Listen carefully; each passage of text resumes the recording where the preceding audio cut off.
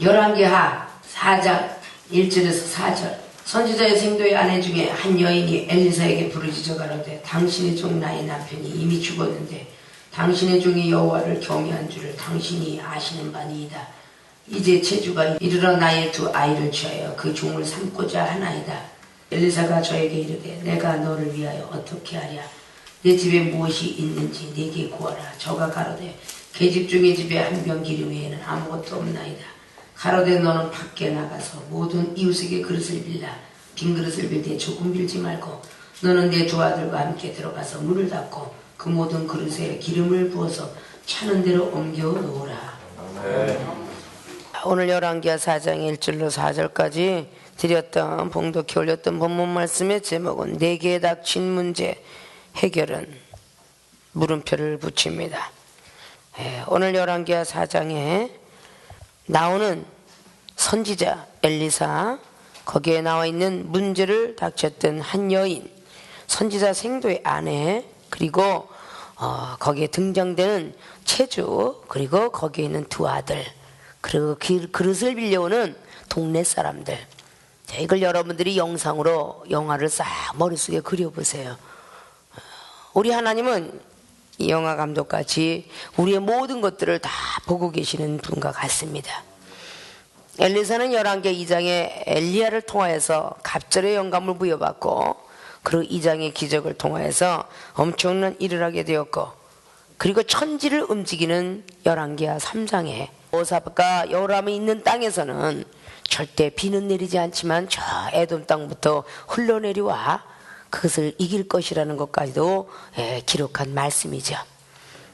능력을 받고 난 뒤에 엘리사에게도 많은 영혼을 붙여주지 않으면 그 능력을 쓸 데가 없잖아요. 은사나 능력을 받고 나면 반드시 가정에 문제가 있든 이웃에 문제가 있든 내 친척에 문제가 있든 그 문제가 올 때에 자신한테 능력 주기 위함이고 은사 주기 위함인데 세상을 찾아가고 과학과 의학을 찾아내는 일이 많기 때문에 그 능력이 가다가 도중하차하더라 그 말이야.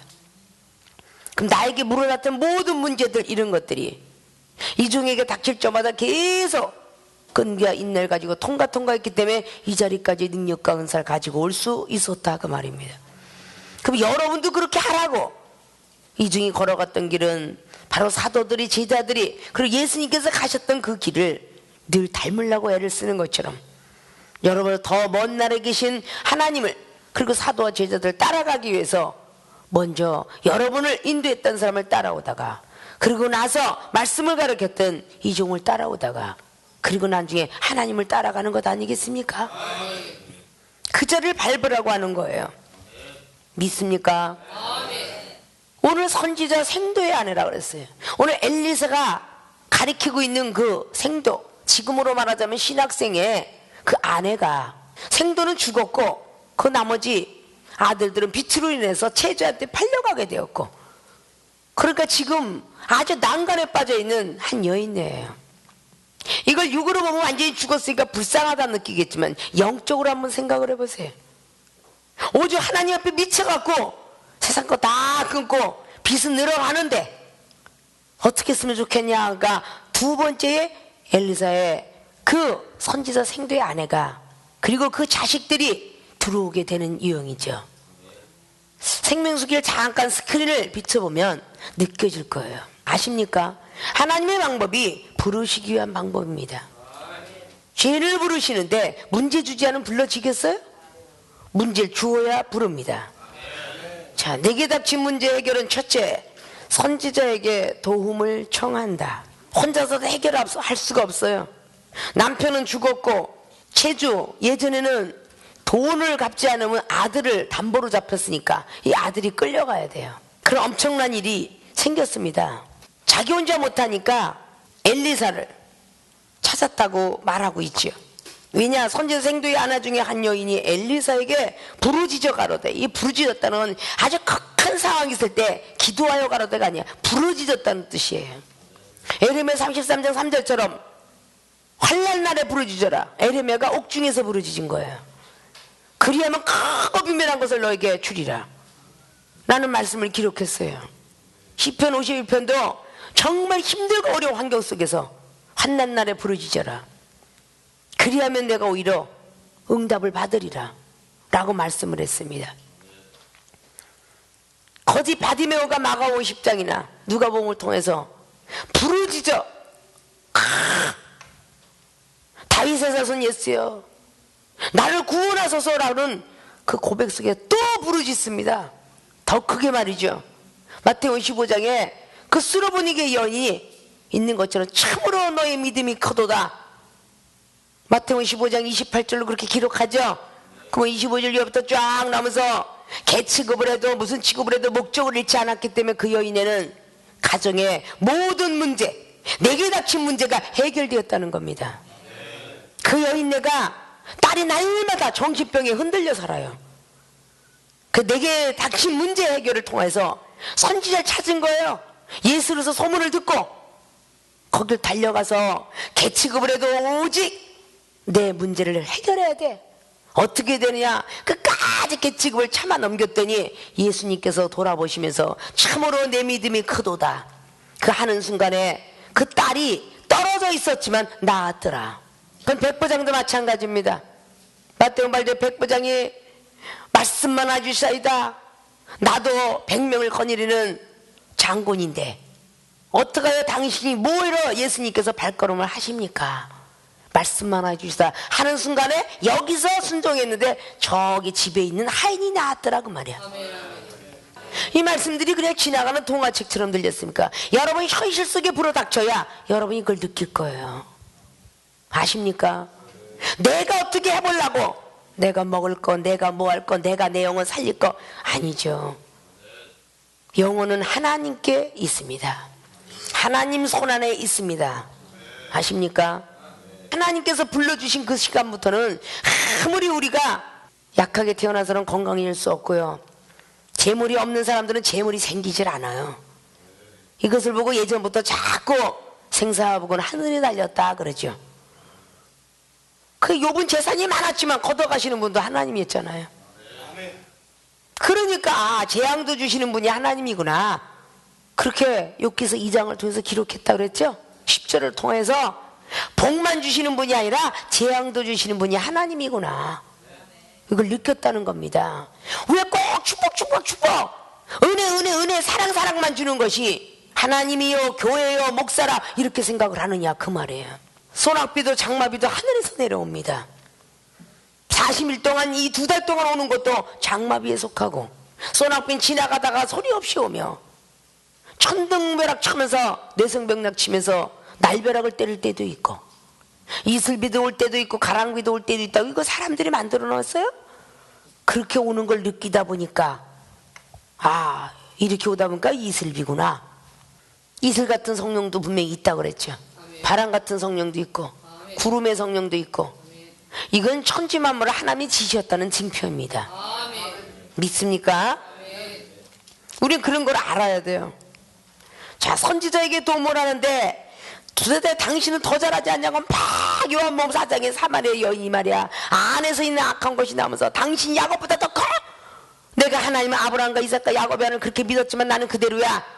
목마르지 않은 생수를 내가 먹어본 적이 없어. 이렇게 화가 나서 나오는 그 말투 속에 조용한 성격으로 바꿔놓는 예수 그리스도 아십니까? 첫 번부터 여러분의 말을 듣고 조용한 사람이 어디 있겠습니까? 다 강팍하겠죠. 여러분도 그랬으니까. 그걸 하나하나 이곳까지 끌고 오느라고 하나님께서는 일바따로 두 번째로 이종이 했겠죠. 힘들고 어려운 걸 희망을 주고 소망을 주고 야단도 쳤다가 위로를 했다가 그래 했겠어요 안 했겠어요? 했겠죠. 복받는 비결은 이것이다. 먼저 믿음의 복을 받아라. 믿음은 모든 것이 할 수 없거든이 아니라 있거든이 무슨 말이냐. 믿는 자에게는 다 넣지 못함이 없다. 그걸 주었다는 겁니다. 오늘 NS의 생도에 여인네가 문제 해결은 상당한 문제. 이걸 누가 해결하겠어요? 최주한테 두 아들이 불려가요. 선지자에게 도움을 청한다라는 말씀에 무슨 도움을 청했어요? 오늘 1절부터 쫙 말씀한 거 그거죠. 너무도 여호와를 경외 두렵고 떨려 했던 선지자인데 어떻게 죽었느냐 그 말이야. 이해가 안 되는 거죠. 당신이 더 잘하시지 않습니까? 이제 체주가 이르러 나의 두 아이를 취하여 그 종을 삼고자 하나이다. 금방 이제 노예가 될 판국이에요. 선지자에게 도움을 청했는데 어떤 말을 청했어요? 가만 앉아 있었나요? 그런 일이 벌어졌을 때? 남편이 죽었습니다. 그리고 체주에게 두 아들이 팔려가 종이 되겠나이다. 이 두 가지를 말을 했어요. 이게 선지자에게 도움을 청한 거야. 자, 이 세상 이치를 바라봅시다. 당장에 내가 부모가 할 수 있는데 가시가 껴서 그럼 바늘로 부모가 펼 수 있어요. 유리가 끈 거 팹니까? 누구한테 도움을 청해요? 병원에 도움을 청하겠죠? 병원에 갔을 때 린턴이 수술합니까? 그들은 어디다 청해요? 박사님한테 청하는 거예요. 가만히 자기 병 자기가 고치는 거 없고요. 수술 때 자기가 올라가는 법 없고요. 엑스레이 자기가 돈 있다고 찍는 법 없고요. MRI 자기 맘대로 찍는 법 없어요. 어디 가나 도움을 청합니다. 자, 일을 하는데 키가 작아요. 근데 한 2m 되는 곳에 물건이 하나 있어요. 사닥다리도 없어요. 콩당콩당 뛰고 있는데 그 물건이 내 손에 들어와요? 안 들어오죠? 150밖에 안 되는 사람은 2m짜리한테 가서 도움을 청해야 돼. 나 저거 좀 꺼내줘라. 그래 안 그래요? 자기가 아무리 무예타이를 하고 축지법을 능한다 할 때 그거 꺼내겠어요 순간으로? 이런 것들이 도움을 청하는 거야. 자, 내 머리가 나빠. 그 머리 좋은 사람한테 청해야 되는 거 아니에요? 그걸 가르치고 있는 거야. 그거를 선지자에게 도움을 청해야 내게 닥친 문제가 해결받는 거야. 동영상 편집을 하는데 어떤 이는 포토샵을 하고 어떤 이는 못해. 그거 하려고 애쓰면 몇 시간 가겠어요? 잘하는 사람에게 도움을 청해야지. 오한 말 두고 막 그냥 망치질했는데 힘이 약해서 이거를 때리질 못하겠어. 그러면 힘이 센 사람한테 도움을 청해야 돼, 안 청해야 돼? 도움을 청해서 두드려야 되겠죠? 여자가 오한 말을 들고 자기보다 무거운 걸 들고 내려치겠어요? 힘이 강한 사람한테 도움을 청해야 빨리 땅도 파고 도끼질을 해야 빨리 나무도 잘라져. 예측이라는 것도 기술이 있어야 돌리는 거예요. 핸드드릴부터 쳐서 이 전기로 되는 거는 다 돌릴 줄 알아야 돼. 오른쪽으로 갈 때 이거 누르고 왼쪽으로 갈 때 이건데 아무나 눌러봐라. 다 담아 다 나가버리지. 응? 쓸 줄 알아야 되는 거거든. 쓸 줄 알아서 도움을 청해야 될 거 아니야. 도움을 청해야 자기 문제 해결할 거 아니야? 세매트에다 100매 갖다가 세매트 못 박아봐라. 손가락밖에 더 찌냐? 드릴 갖고 있는 사람한테 잠깐만 싹 뚫어주면 못이 싹 잘 들어가는데 그 도움을 청하면 빠른 거 아니야? 전기 못하는 사람이 전기줄 갖고 100일 기도를 해봐라. 전기가 가설이 되나? 100일 기도를 해보라고. 빨리 전기 잘하는 사람한테 부탁을 해야 되는 거 아니야? 그 도움을 청해야 내게 물어닥친 것을 해결할 거 아니야. 갑자기 냉장고에 많은 물건이 쌓였어. 전기가 나갔어. 막 전화하고 난리지. 어디다 도움을 청해? 전기회사도 하잖아. 가정에 휴지가 나갔어. 그 누구한테? 휴지 낄 수 있는 사람한테 해겠지? 갑자기 수도가다가 터졌어. 막 그냥 난리가 났어. 하수도가 막혔어. 사람이 하다 안 되면 수도하는 사람한테 불러요, 안 불러요? 보일러 하다 집에서 안 되면 기술자 부르죠? 자, 이게 전부 도움 청하는 거야. 도우미. 그래서 도우미. 외국에 가면 가이드가 도움이 아니야? 그들을 도움을 받아야 갈 거 아니에요. 어디든지 가려면 그렇게 되는 것이다, 그 말이야. 자, 세상 예화를 이 정도 들면 많이 알았겠죠? 여러분이 세상 사람이기 때문에 세상 비유를 하는 거야. 세상에 살고 있기 때문에 세상 비유를 통해서 말하지 않고는 주님은 한마디도 안 했다. 그분이 능력자인 거야. 그래서 비유도 은사다, 그 말이야. 믿습니까? 그 선지자를 찾아서 내 남편이 지금 죽었습니다. 그리고 내 아들들이 지금 체조에 팔려가 종이 될 것 같아요. 이렇게 선지자를 찾아 도움을 청했어요. 여러분들이 여기 오기까지 여러분 가장 가까운 친척 내지 친구, 여러분이 전도받아서 나 이런 문제가 있어 도움을 청했겠죠? 그 도움을 또다시 가까이 있는 전보가 나타나서 전도자 준모, 그리고 당회장 목사님까지 올라왔겠죠. 간호원과 레전트 할 수 있는 것을 응급실에서 잠깐 조치할 수 있는 응급실이라고 해서 수술하는 박사는 아닙니다. 숨이 멈추려고 하는 걸 산소호흡기를 때때로 몇 박을 뛰게 산소를 꽂아놓고 이런 것이 응급조치예요. 응급조치에서도 수술을 받지 않으면 그 사람은 안 된다는 거죠. 믿습니까? 아멘. 이런 것을 우리는 알아야 돼요. 알아야. 믿음의 사들 점점 초보자의 젖 먹는 믿음에서 밥 먹고 단단하게 먹는 믿음까지 여러분이 자라나야 구원주가 누군지를 알고 천국 들어가야 되는 길이 얼마나 좁고 협착한지를 알고 좁고 협착한 길을 넘어가면 큰 천국이 있다는 거. 천국에 들어가서도 심판을 받는다라고 마태복음 25장에 있는 것처럼 마태는 셀이었고 돈 좋아했던 사람이에요. 그 사람이 천국의 비유 그리고 영생과 영벌에 있는 비유를 마태복음 25장을 통해서 했어요. 그리고 마태복음 24장을 통해서 마지막 때를 이야기했고요. 특별히 천국과 지옥에 대해서 간 사람에 대한 비유는 누가복음 16장 부자와 나사로 비유를 했습니다. 우리 성경 66권에 들어가 있는 그 모든 조항들을 여러분 머릿속에 넣기가 참 어렵겠죠. 613개 조항을 지켜야 될 것인데 그거 지키기가 쉽겠습니까? 선지자에게 도움을 청하기 때문에 여러분 다리가 아프거나 어디 아프면 딱 와서 목사님 갑자기 손이 아파요 그러는데 내가 무거운 거 들어서 그런갑다.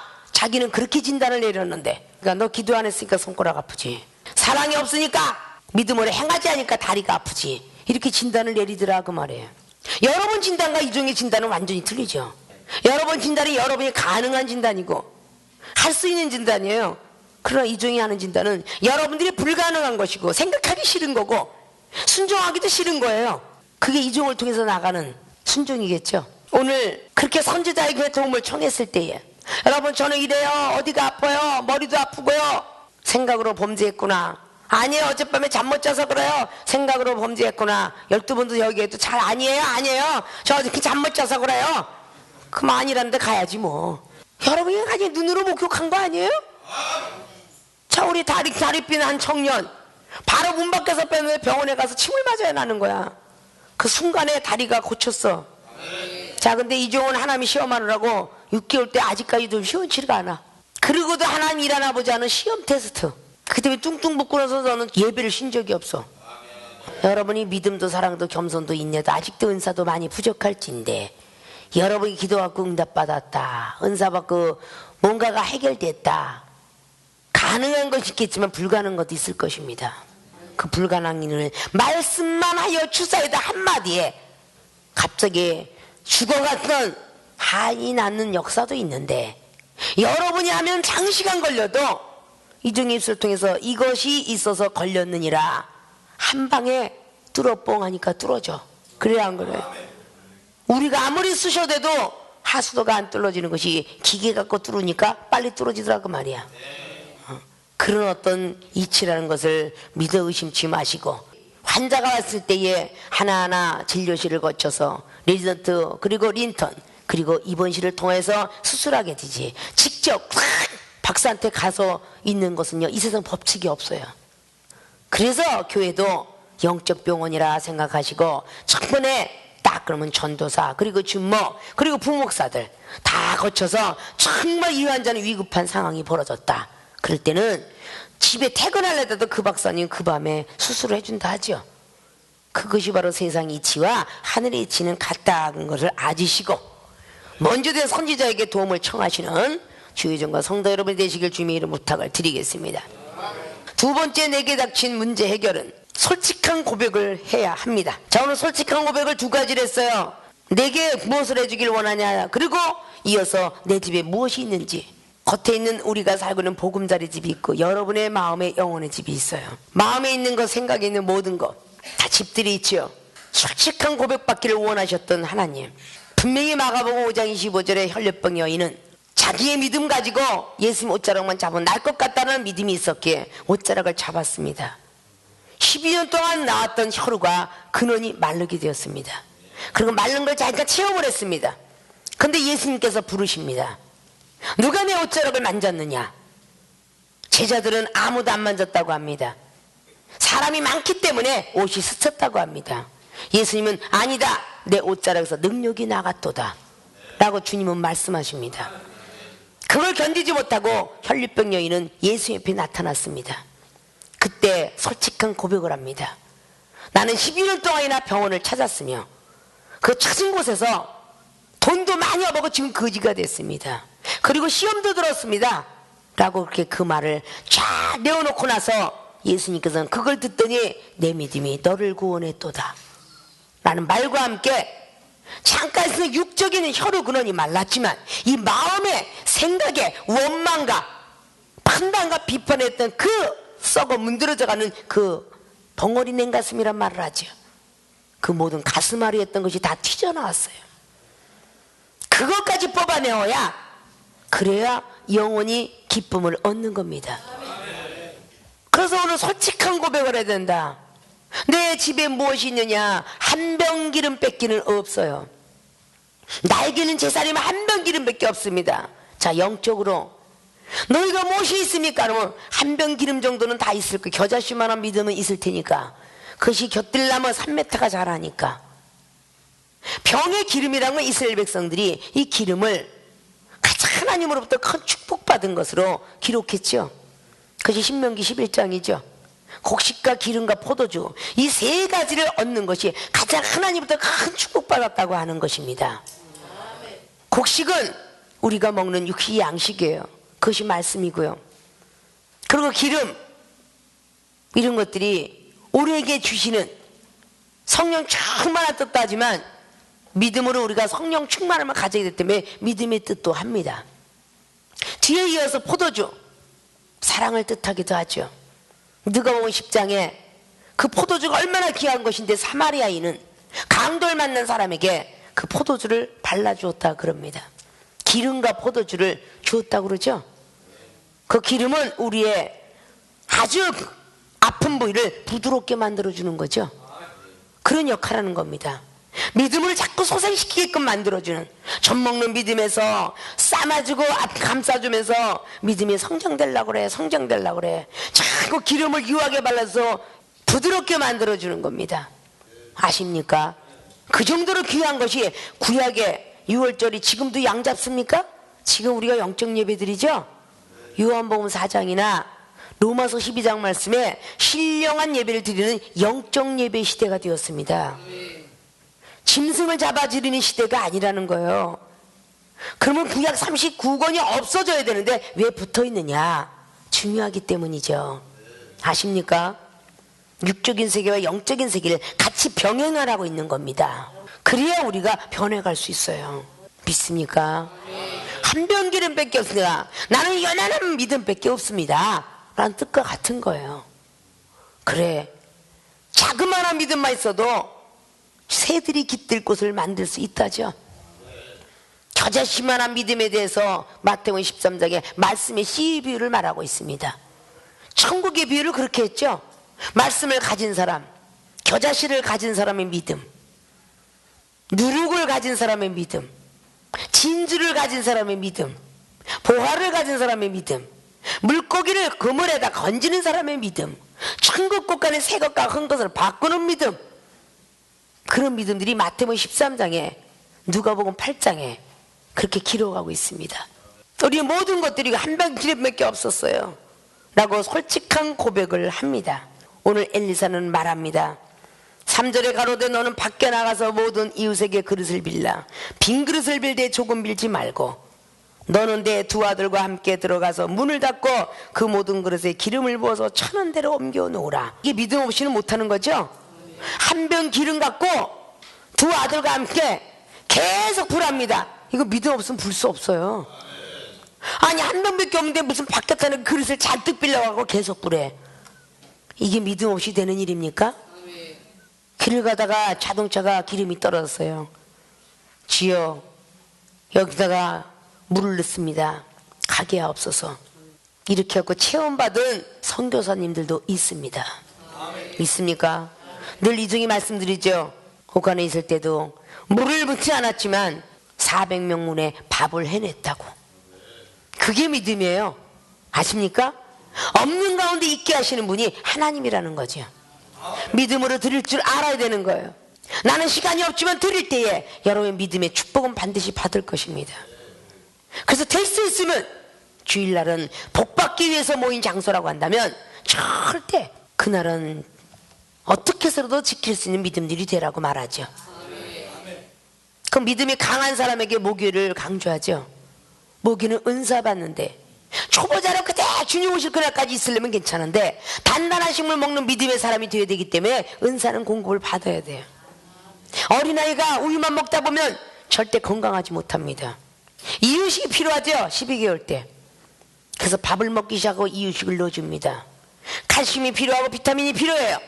그래야 자녀는 자라나는 거예요. 영혼이 자라나기 때문에 은사는 영양소와 같은 것입니다. 그래서 필요한 거예요. 도중에 조금 먹다 말면 유약하게 성장돼 가겠지요. 뼈도 좀 약하고 눈도 좀 어둡고 다 어둡게 되겠죠. 그래서 우리는 밥과 반찬을 함께 늘 먹듯이 말이죠. 죽는 그날까지. 밥은 말씀이요 반찬은 은사입니다. 늘 말씀과 은사는 항상 같이 병행이 되어야 돼요. 그리고 기도는 꼭 있어야 되는 것은 말씀과 은사가 없어질까 봐. 삼일체 하나님 역사는 우리의 몸속에 불과 물과 소금이 연합하여 우리 사람이 지탱하는 것처럼 성과 성자 성령의 하나님은 우리의 몸속에 지탱할 줄 알아야 돼요. 그래야 우리는 힘을 피고 살 수 있더라 그 말이에요. 이 믿음 없이는 못 가는 길이죠. 믿음이 없으면 바깥에 나가서 빌려라. 지금 무슨 신나라 까먹는 소리 하고 있어. 자다가 봉참 두둥이네 이러면 이게 됐겠어요? 보이지 않는 것을 바라는 것이 믿음의 소망이라 고린도후서 5장은 말씀했어요. 아십니까? 그래서 고린도후서 5장이 10절 이하로 그렇게 말하죠. 내가 미쳐도 하나님께 미쳤도다. 사도 바울 선생이 한 말이에요. 왜 하나님 앞에 이렇게 진실되게 이 정도 미쳐가는 줄 아십니까? 죽어가는 영혼 살릴 수 있는 능력을 받아가기 위함이죠. 그 많은 과정을 통해서 10가지의 병을 가지고 암이 4덩어리 6덩어리 나이와 관계없이 살리는 역사가 있었으며 이제 죽은 영혼 살리는 저는 감당하지 못하니까 죽어서 사흘 동안 썩은 영혼은 못 감당할 것 같아요. 주님 이렇게 기도를 나사로 살렸던 분은 주님이시니까요. 감당할 시험만 주세요. 호흡이 살아있는 나는 살릴 수 있다라고 믿습니다. 이렇게 기도했다고 그랬죠. 믿음이 없이는 그 기름을 붓지 못했다는 거. 한 병 기름밖에 없다 그랬더니 그럼 순종해봐라. 바깥에 나가서 빌려와라 그랬더니 옮겨놓으라. 그러니까 5절에 여인이 물러가서 그 두 아들과 함께 문을 닫은 후에 저희는 그릇을 그에게 가져오고 그에게 부었더니 그릇에 다 찬지라. 여인이 아들에게 이르되 또 그릇이 없느냐. 그릇을 내게로 가져오라. 아들이 가로되 다른 그릇이 없나이다 하니 기름이 곧 그쳤더라.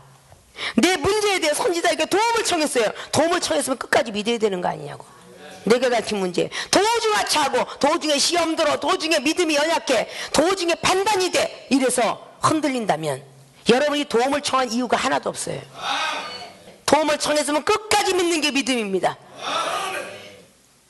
세상에 있는 역사실록도 있죠. 한 번 충신은 영원한 충신이라고 해서 그 나라를 잇게 한 장군들 말이죠. 그들은 거기에서 있고 적국이 화물이 필요해서 가자 그래도 나는 이 나라가 망해도 이 나라에서 충성하고 죽으리다. 그래야 안 그래요? 그 정도는 돼야지. 어차피 생명수에 오신 거 문제 해결될 때까지 있어야 되는 게 원칙 아니에요? 어떤 환경이 흔들거렸다 해서 힘들다 못 있겠다 어느 누구 때문에 저 인간 때문에 집사 전도사 때문에 내가 이 교회를 못 오겠다. 그런 방식이 돼서는 안 돼요. 저와 여러분의 만남의 주소는 다른 사람은 다 해결하지 못하기 때문에 이전과 같이 만남을 주선해 준 거예요. 자식의 문제가 돼 있든 사업이 문제가 돼 있든 친척이 문제가 돼 있든 저와 여러분의 만남을 주선한 사람은 하나님이십니다. 그분이 우리를 구원하실 거예요. 아십니까? 오늘 조그만 소제목의 두 번째가 솔직한 고백을 합니다. 기름이 그쳤더라고. 그 여인이 하나님의 사람에게 나아가서 고한대 저가 그러되 너는 가서 기름을 팔아라. 자, 나갈 필요가 없었죠. 기름이 그쳤는데 자기 혼자 파는 법도 알았겠죠. 그런데 기름이 그쳤더라고 곧 하나님의 사람에게 나아갔습니다. 자, 누가복음 17장에 예수님께서 10명의 문둥이를 고쳐줬어요. 9명은 돌아오지 한 명의 사마리아인만 돌아왔어요. 내가 고쳐준 사람은 10명인데 어째 3일에 하나만 왔느냐. 우리가 수술해서 났어요. 박사님 감사합니다 하고 나와요. 그죠? 간호원에 바카스 하나 사주면서 감사합니다. 산모들이 하물며 선생님 감사합니다, 간호사님 감사합니다 그리고 다 예표를 하고 나와요. 하나님께만 한 건 모세율법이에요. 하나님 감사합니다 쓰면 감사합니다 목사님. 또 역시 밑에 있는 사람들 올라오면 전도사님 감사, 목사, 부목사님 감사, 당회자님 감사합니다. 일이 있었기 때문에 이것이 좋은 일이 생겼어요. 할 줄 알아야 되는 거죠.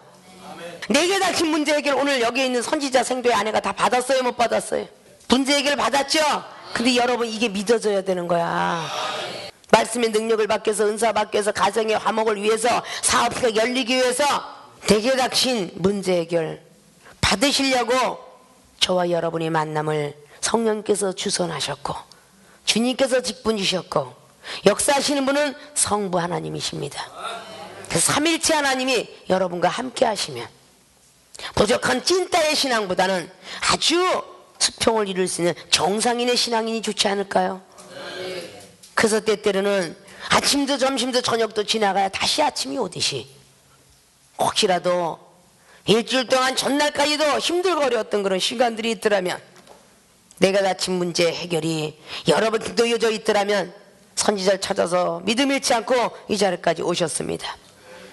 도움을 청하려고 앉아 계신 줄로 믿고 그러면 솔직한 고백을 하는 모습이 되어서 작은 믿음 가지고도 얼마든지 큰 믿음으로 달력을 올라갈 수 있기에 기름을 팔고도 남아 생활하고도 넉넉히 할 수 있었다라는 그 믿음으로 여러분들은 가실 줄로 믿습니다.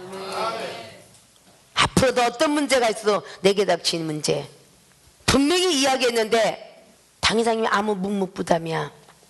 그것도 믿음으로 기다리시는 것이 나사로의 믿음이에요.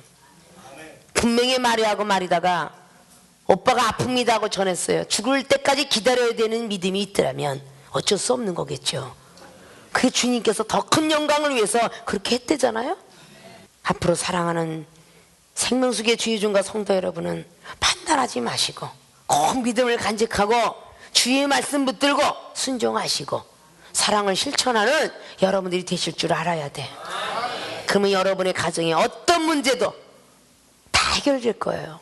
내게 닥친 문제 해결은 선지자에게 도움을 청한다. 두 번째, 솔직한 고백을 하셔서 믿음 생활하시는데 지장이 없는 모든 분들이 되시기를 주님의 이름으로 부탁을 드리고 축원을 드립니다.